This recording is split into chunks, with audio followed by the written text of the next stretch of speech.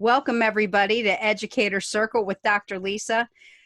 Today, we are focused on problem solving during the crisis that everybody already knows. I hate to even say the name, you know what I'm talking about. And I have, as you know, today's Wisdom Wednesday, and I have one of the most amazing superintendents on with us today from Fulton County, which is on the border of Kentucky and Tennessee. Western Kentucky, right? Yes, And ma'am. Western Kentucky. and we have had the opportunity to come to you before with some insight, but now that we've been into this a few more times, Mr. Aaron Collins, the superintendent, is going to join us with some more strategies to share with you and to give you some insight into what the differences are and how people who are leading schools that are in rural areas have to manage the crisis much different than those who are in other areas where they have internet and more access to things that you would have in a city. So, Aaron, take it over from where we left off last time. Well, Lisa, thank you again for having me on. I greatly appreciate it. And again, I appreciate your support of schools and throughout the nation and throughout the United States. And so thank you for your support and for all that you do. And thank you for having me on this Wisdom Wednesday. Try to say Yes. that 5 times fast. I have Yeah. difficulty. I wasn't a very good English anyways. I tell you, Lisa, it's been interesting. I could not be more proud of our community and our town and our faculty and staff and what they've done. So on Monday, we actually had to get our packets back. So again, not having access to computers. And when I listened to my speech and to our discussion, I realized I'd messed up. So I want to make sure that I get my numbers and percentages right. So what I meant to say is that only 35% of our students have access to internet. Right. So to internet. I think everybody understood Yeah, that now. so only 35% even have access to that. So that's difficult. In fact, what we do at Christmas time is we have our old computers. We have a technology center, as you know, here on campus. It's called the Four Rivers Career Academy. And so that class takes our old computers, refurbish that, and gives these refurbished computers to families who do not have a computer. Mm-hmm. And so, when you're on a cycle, that's not a lot of refurbishing, but it does give about 15 to 25 families a year Mm-hmm. access to a home computer that otherwise they wouldn't have Right. access to. So we had to get all these packets. So we passed out over almost 700 packets to our students. And so the big thing was, during this pandemic, how do we now get those packets back? Do we send a bus to pick those up? Do we have them drop off? Do we drop off at a specific time? And again, when you're thinking about those that are working, and you're thinking about poverty, a lot of our families don't have vehicles, or they have access to one vehicle. So those are all things you have to think about when you're going to ask for these back. So we are 15 miles from a community called Fulton, here within Fulton County. Our home is in the city of Hickman. So the school buildings are in Hickman, but 15 miles away, we also service students in Fulton. Mm-hmm. So we're like, okay, we can't really do that and have them bring it 15 miles in this situation and what's going on. So we actually got with a local church, First United Methodist Church in Fulton, and we did a site there from 4 to 6 o'clock with students that Nice. live in and near Fulton. Then we did a site here in Hickman, and we actually did it an extended amount of time from 11 a.m. to 6 p.m. And I am so thrilled to say that we had 97% of our families So drop is off. that how you all took attendance, by them turning in their packets? So we can do that as well. Okay. Okay. Yes, we All can. right. We can use that as well. So it counts as the NTI days count as contact, and so it's not non-traditional instruction is not based on seat time. Right. Okay. It's based on progress and contact. So attendance, what we'll do is we'll have teachers call and ask students, how are you doing? Mhm. What do you need help in? And then can share that information with the teacher of that subject. We're Right. doing it by homeroom teachers. So I Okay. was really, yeah, go So ahead. I was just going to say, so folks, basically, most of you are handling your NTI days using your online.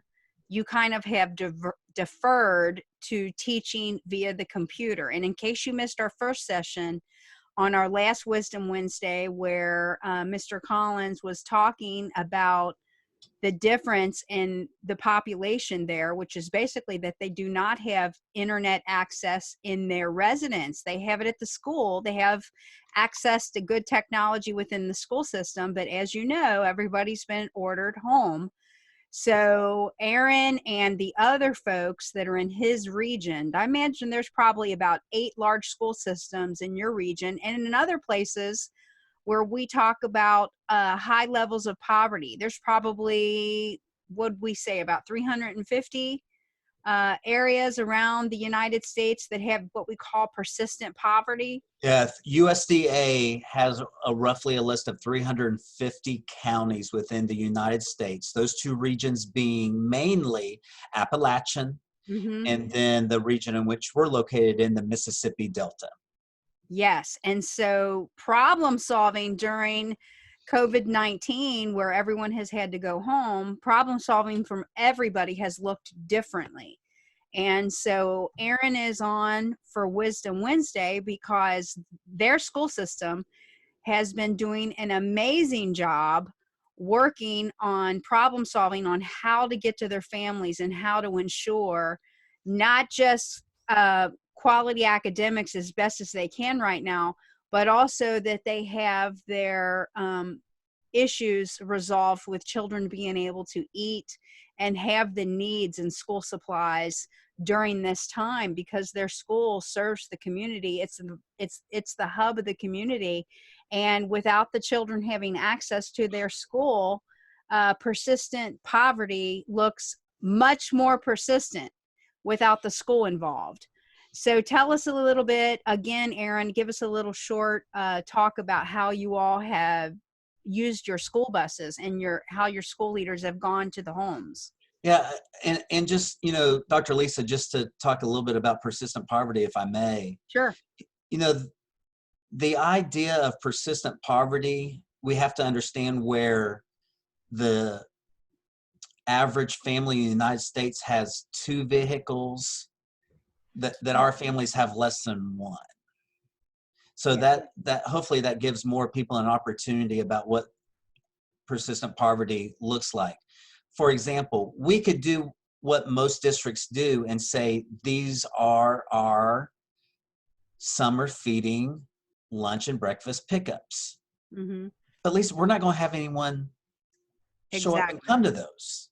There you So go. the only way that we figured we could do it is to go to them. So we have one bus that runs within 2 miles of our school district, and we hit several of the federal and state housing. And just right there, this one bus is feeding 180 of our students. And they are literally running up to the bus with smiles. And so we're having to change things and say, okay, we're going to put the food in boxes here close to your homes and where you're living. So here's your box, and you go to that box, because they so much, they want to come out and they want to give us hugs. And of course, Yeah. our faculty and staff and teachers want to give them hugs as well. And we're like, No, That's the whole we point. can't do that. That's Mhm. we need to be safe. But from a distance, we can still show our smiles. We can still show our enthusiasm. We can still wave. We can still beep the horn. We can still be excited about serving our students. It's just going to look a little bit differently. So we have a what we call the red truck, and because it's a red truck. Yeah. And it's serving about 90 students in the same type of housing, except for it's on another side of town, and our bus really can't get in that area. So we have a maintenance vehicle that's a red pickup truck, so we're using it. Well, what's happened is that we've put a special education teacher on that bus or on that truck, in that truck. And so from time to time, a student will say they know who the teacher is, and so they'll say, hey, can I, get help with my math? And so we have a picture of the teacher standing and showing on the truck how to do the math problem, and the student being social distancing, looking at him putting the math problem there on the side of Oh, the truck, you've and got to send writing me it that. out, You've and got to, working it that's out. amazing. So those are the things that, again, that our community is expecting us to do. They see a teacher, they know this teacher, they know what they teach, they've got a problem. Their automatic reaction is ask this teacher for assistance. Right. Well, and that's, your school system is very unique in relationship to how you view leadership, and you operate out of a servant leadership mindset. You do it naturally. I don't necessarily think that's something that you've had to train your people that much, but I just could really see that prevalent when I had a chance to work with you all and training last. What We've happened had there? we've had speech. Oh, there you are. Yeah, go ahead. Um, we're even doing speech services. So our Mhm. speech teacher will send some items in a folder to that student that is receiving speech, and then she's also calling and doing as well. And so everyone's very quickly to respond to Facebook whether they like something or not like something. And so we're really excited about the positive um, information that we're receiving, positive feedback from our parents, and what we're doing, and that we are meeting students' needs. And that's what all of our goal is as educators. We want to meet the needs of our students, at our students, where our students are at, and then move them upward and forward. And so in this time, it looks differently, but I believe continuous improvement is still occurring. We're still doing professional development, although it looks a little bit differently. We're still doing it. PLCs, we're still doing those. We're scheduling those. We're putting that on our academic calendar.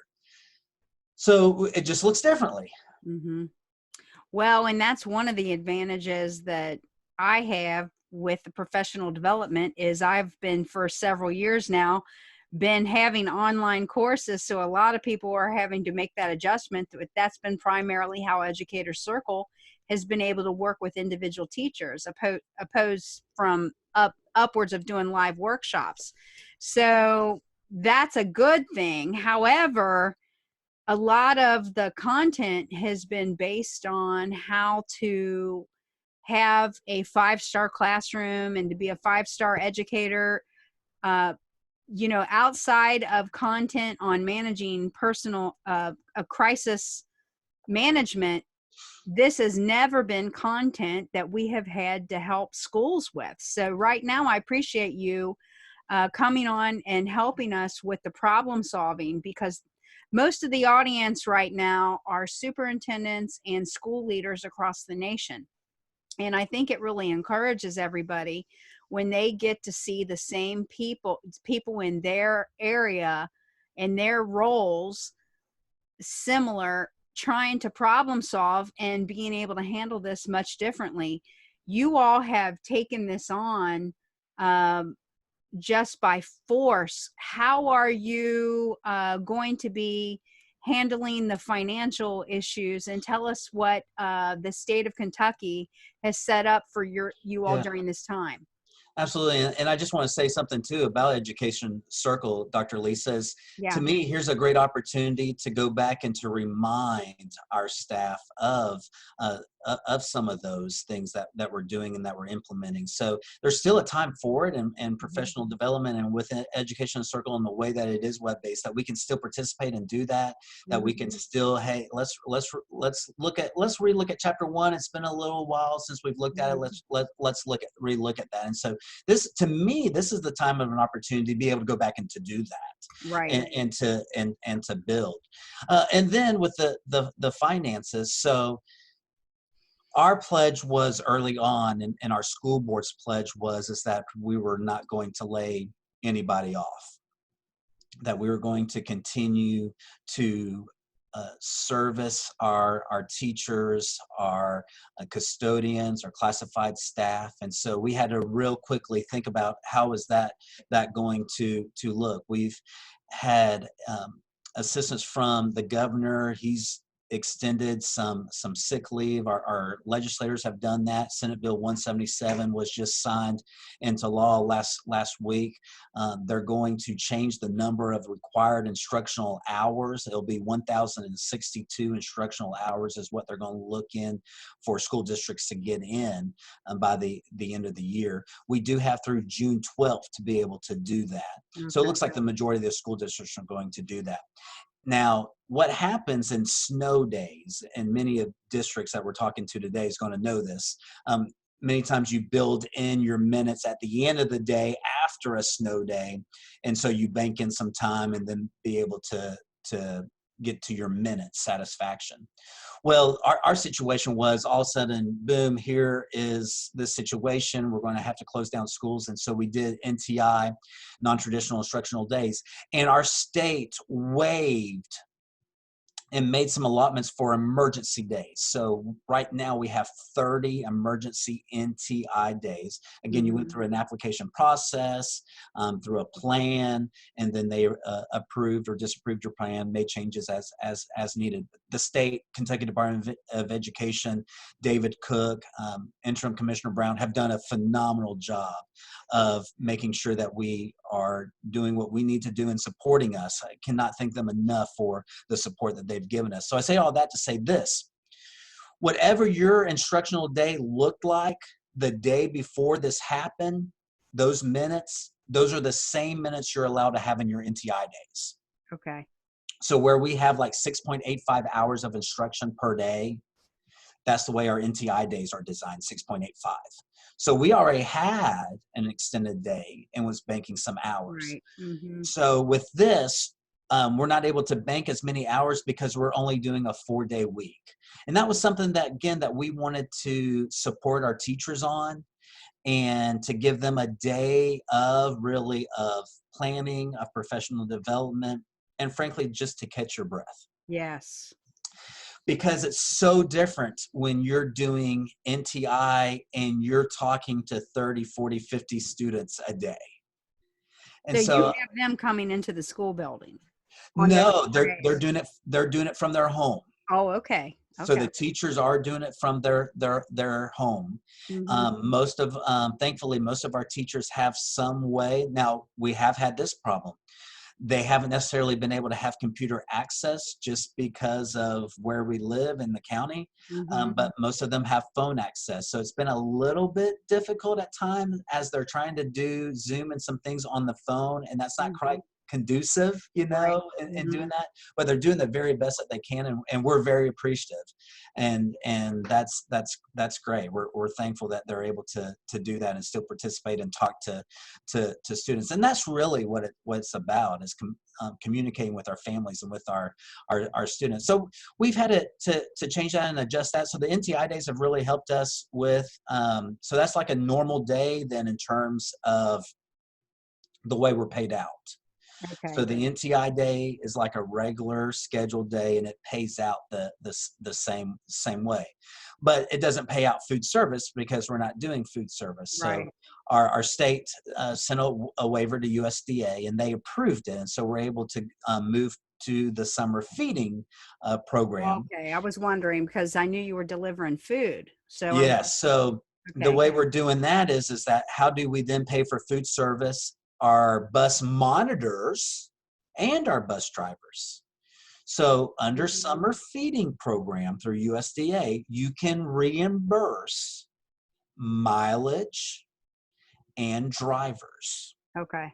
Mhm. Those that also prepare the food and prepare the bags to pass them out for the summer feeding program. Mhm. So we haven't quite put the dollars and cents together fully.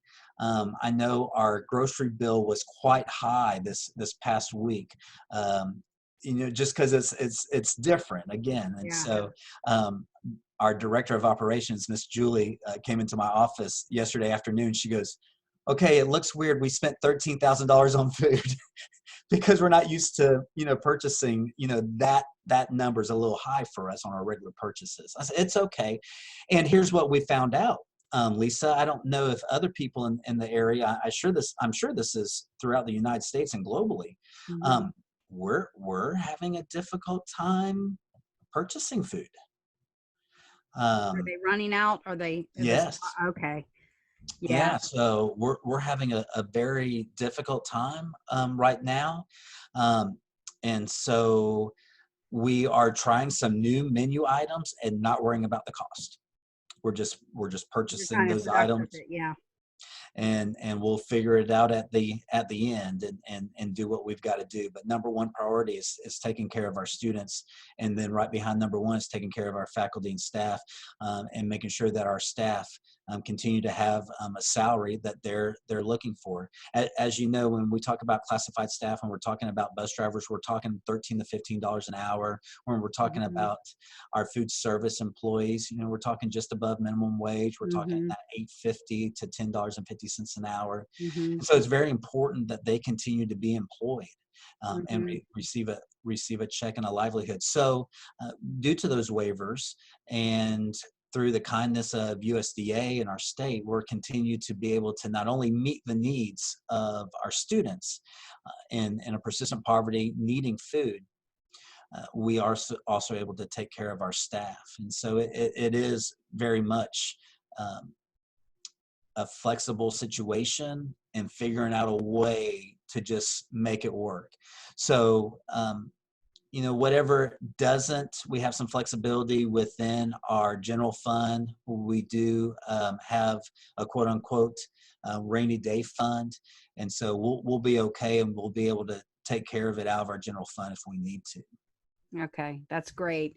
I was wondering how the state was managing the cash flow, if they were getting the Yeah, so it's all appropriate. based on NTI. If we didn't have NTI, we would be stopping. It would be a disaster.